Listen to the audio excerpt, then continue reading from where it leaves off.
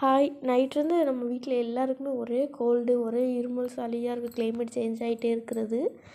காலைல நைட்டே முடிவு பண்ணிட்டேன். காலைல எழுந்திரிச்சோன்னே ஃபஸ்ட்டு கஷாயம் வச்சு குடிக்கணும்னு சொல்லிட்டு.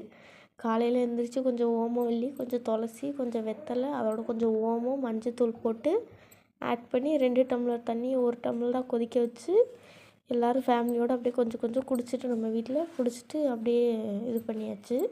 இப்போ தான் குட்டிம்மா வந்து கொஞ்சம் ஒர்க்கன்ஸ் படிக்க ஆரம்பிச்சிருக்காங்க. எப்போ குப்பருக்கு விழ போகிறாங்கன்னு தெரியல.